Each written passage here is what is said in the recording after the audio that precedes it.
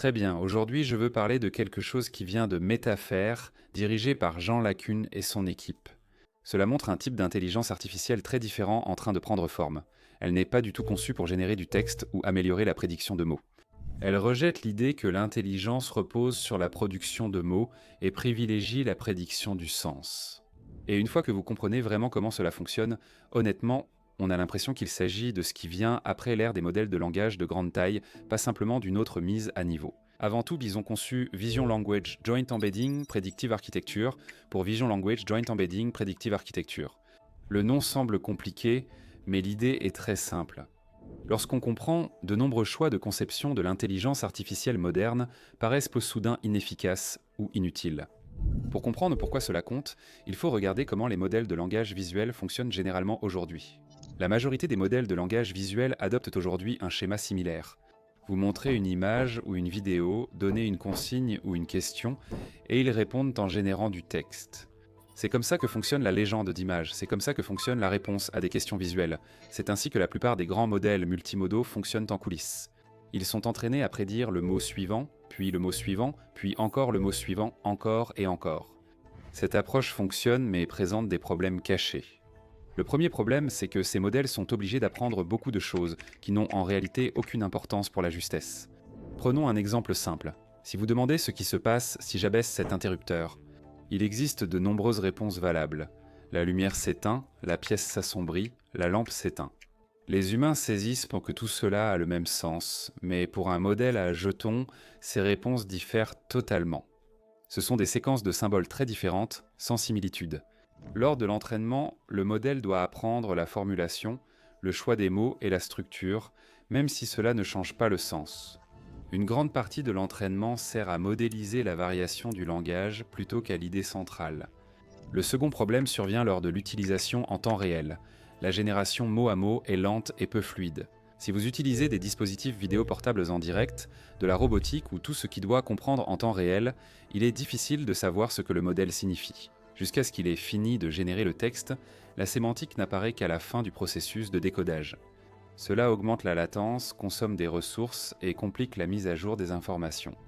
C'est précisément là que Vision Language JEPA prend une voie complètement différente.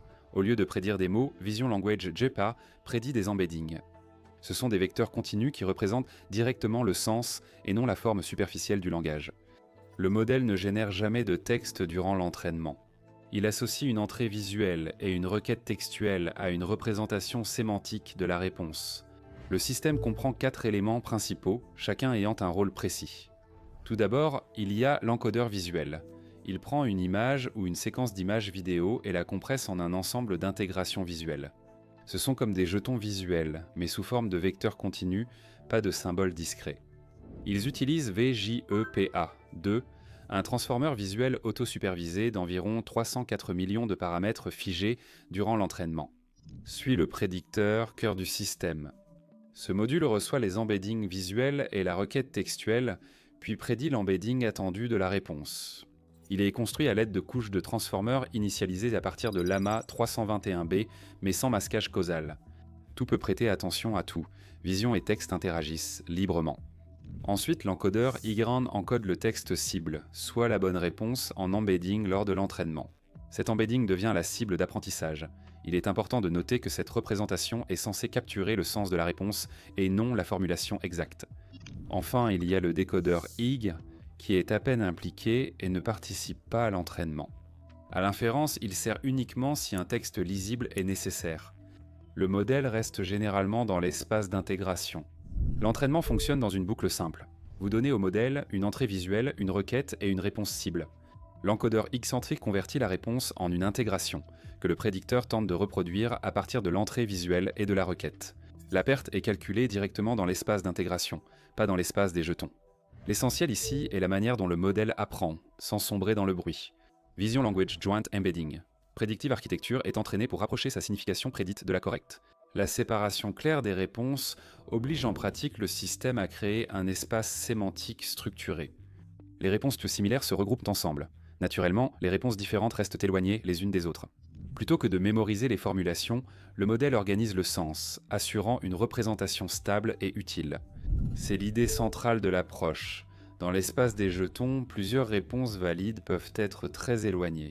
Dans l'espace d'intégration, ces réponses peuvent être très proches. Cela simplifie un problème d'apprentissage complexe et multimodal en un problème simple et unimodal. Le modèle doit seulement comprendre la signification de la réponse sans deviner la formulation souhaitée. À cause de cela, Vision Language Joint Embedding. Predictive Architecture n'a pas besoin d'un décodeur linguistique lourd pendant l'entraînement, il n'apprend pas à rédiger des phrases, il apprend à prédire la sémantique. Ce simple changement élimine beaucoup de travail inutile du système, ce qui se voit clairement dans les résultats. Pour tester cette idée, les chercheurs ont mené une comparaison très contrôlée, limitant au maximum les changements. Même en codeur de vision, résolution, fréquence d'image, mélange de données, taille de lot et nombre d'étapes d'entraînement. La seule différence était la prédiction demandée au modèle. Un modèle a suivi la voie standard en prédisant des jetons avec un modèle de langage de 1 milliard de paramètres. La version Vision Language Joint Embedding. Predictive Architecture prédisait des embeddings en utilisant un prédicteur d'environ 500 millions de paramètres, donc dès le départ, le système basé sur les embeddings avait environ la moitié des paramètres entraînables. Au début, les deux systèmes paraissent similaires. Après environ 500 000 échantillons, les performances sont similaires, mais en poursuivant l'entraînement, Vision Language Joint Embedding. Predictive Architecture s'améliore plus vite et continue de progresser. Après 5 millions d'échantillons, il atteint environ 147. TSIDER sur la légende vidéo, tandis que le modèle basé sur les tokens est encore autour de 71. La précision de classification grimpe à environ 35 en top 5 pour Vision Language Joint Embedding. Predictive Architecture contre environ 27 pour le modèle de base et l'écart ne se réduit pas. À 15 millions d'échantillons, la différence demeure. Vision Language Joint Embedding. Predictive Architecture apprend toujours plus efficacement, même avec moins de paramètres.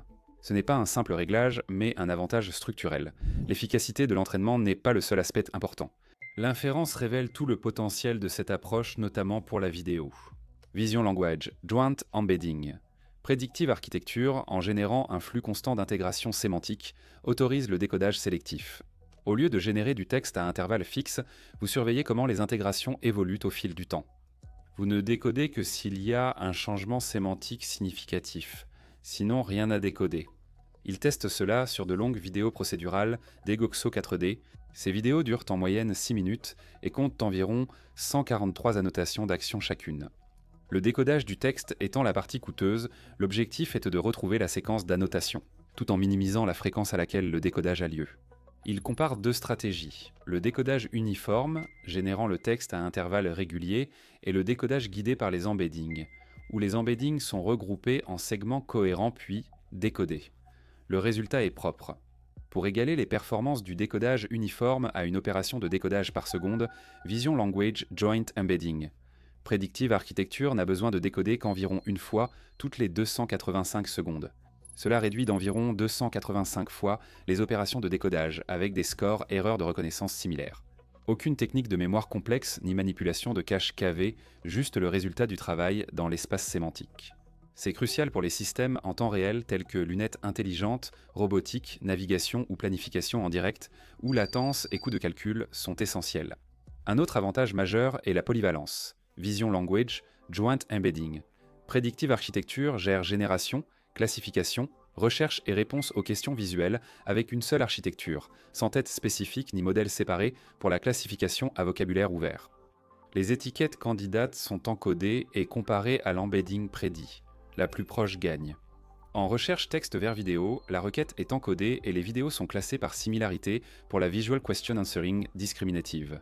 Toutes les réponses candidates sont intégrées et la plus proche est sélectionnée. Ils évaluent cela sur un large ensemble de benchmarks comprenant 8 jeux de données de classification vidéo et 8 jeux de données de recherche texte vers vidéo.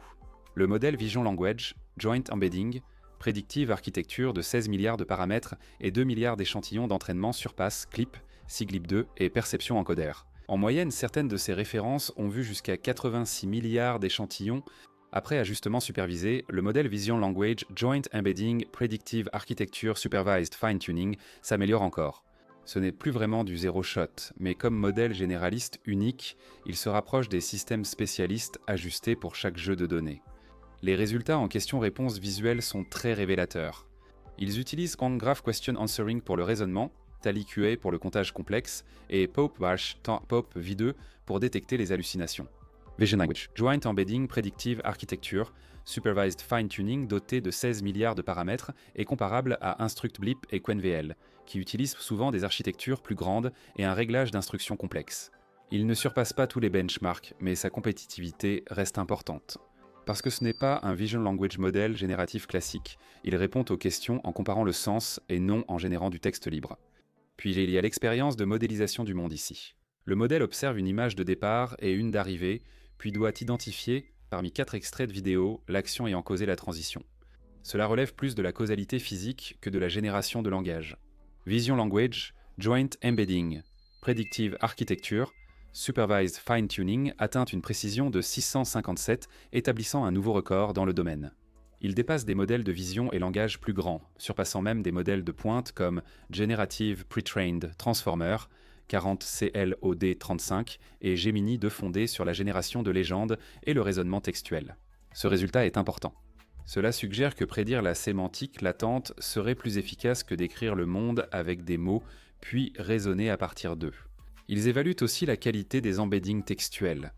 Grâce à des benchmarks de négatifs difficiles tels que SugarCrate et Vizsla, ils évaluent si l'encodeur ICRAN détecte des changements sémantiques subtils, comme des attributs ou relations modifiées. L'encodeur IGDAN de base Vision Language Joint Embedding. Predictive Architecture surpasse ClipSiglip2 et Perception Encoder, montrant un espace sémantique plus précis et structuré. Il teste la résistance du système par des ablations. Sans pré-entraînement sur les légendes, les performances chutent nettement, surtout en classification et recherche. Ignorer l'encodeur IGBARET nuit à l'alignement. Des objectifs trop simples réduisent l'apprentissage. Des prédicteurs plus grands aident surtout la Visual Question Answering. Les encodeurs de texte visuellement alignés améliorent la recherche et la classification. Le schéma est clair. Renforcer les composants de l'apprentissage sémantique améliore le modèle. Lorsqu'ils sont supprimés, les performances constantes se dégradent. C'est exactement le genre de comportement que l'on souhaite observer d'un système conçu pour passer à l'échelle. Vision Language. Joint Embedding. Predictive Architecture n'essaie pas de remplacer les modèles de langage partout. Les tâches comme le raisonnement approfondi, l'utilisation d'outils et la planification de type agent privilégient toujours les systèmes basés sur les jetons.